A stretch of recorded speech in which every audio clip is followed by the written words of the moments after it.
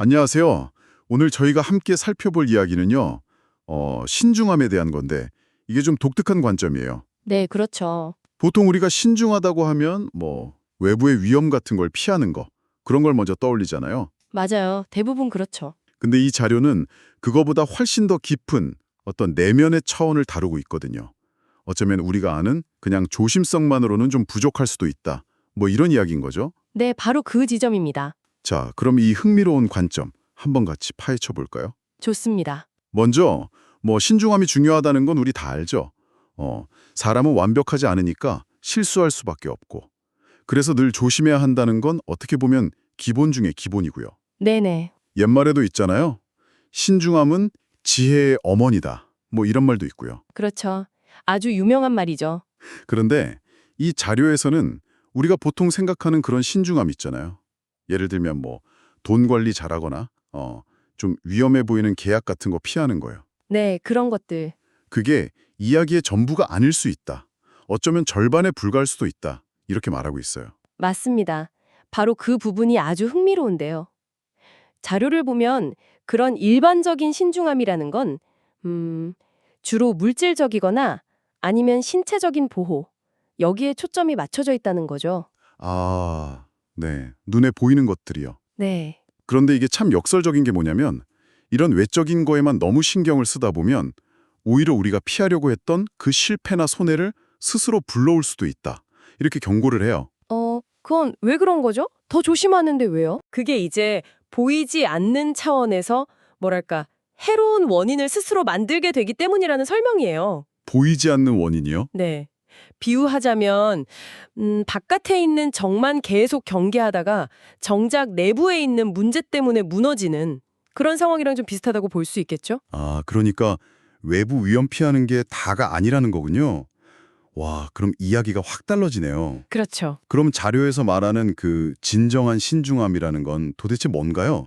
특히 거기 보니까 마법 예술과 과학의 모든 학생들에게 이게 중요하다고 언급하던데 이건 그냥 뭐랄까 자기 성찰이나 내면의 성장 같은 걸 추구하는 모든 사람들을 뜻하는 거겠죠? 네, 맞아요. 그렇게 폭넓게 해석할 수 있을 것 같습니다.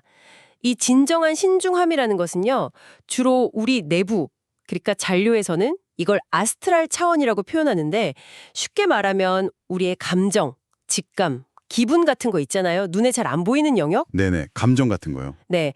그리고 정신적 차원, 그러니까 우리 생각의 흐름, 이런 내면에서 작동하는 거라고 설명을 해요. 내면에서요? 네.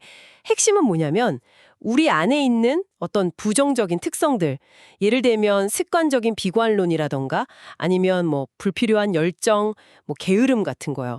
이런 것들이 아주 미묘하게 우리를 함정에 빠뜨리려고 하는 바로 그 시작점, 그 시작 지점을 딱 알아차리고 막아내는 것, 그게 중요하다는 겁니다. 와, 시작점을 알아차린다? 그게 구체적으로 어떤 느낌일까요? 그냥 단순히 오늘 기분이 좀 별로네? 이런 거랑은 다른 건가요? 더 근본적인? 네, 훨씬 더 근본적이고 미묘한 거죠. 자료에서는 이걸 거미줄에 비유하고 있어요. 거미줄이요? 네, 부정적인 생각이나 감정 아니면 나쁜 습관 같은 게 마치 거미처럼 아주 섬세하게 우리 정신에 그물망을 치는 거죠. 아, 처음에는 잘 느껴지지도 않아요. 너무 미세해서요. 하지만 그게 일단 딱 뿌리를 내리게 되면 우리의 생명력이라고 할까요?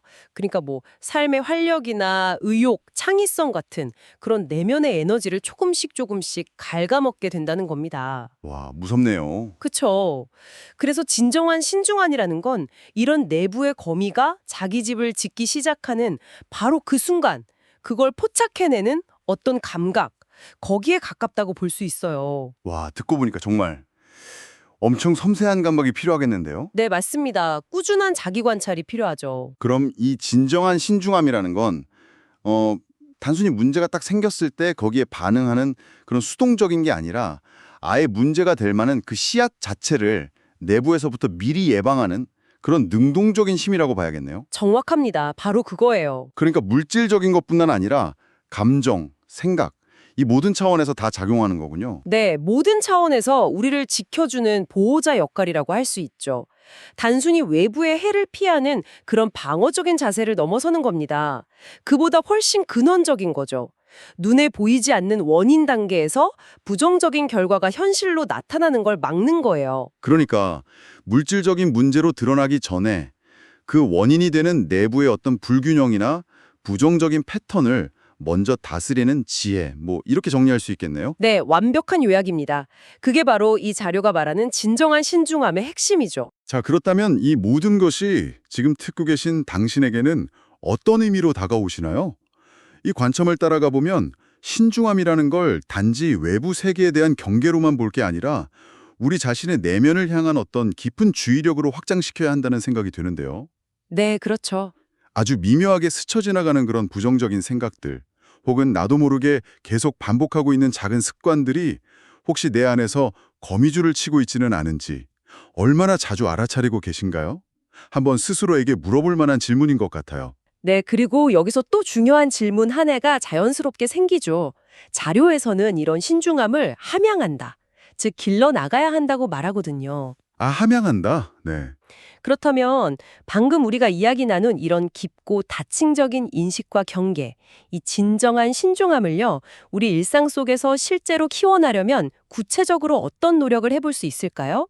어떤 마음가짐, 또 어떤 습관이 도움이 될지 이런 질문을 스스로에게 던져보는 것도 상당히 의미가 있을 것 같습니다. 네, 정말 좋은 질문이네요. 오늘 저희와 함께 이 깊이 있는 탐구에 동참해 주셔서 감사합니다. 각자의 내면을 들여다보는 작은 계기가 되었기를 진심으로 바랍니다.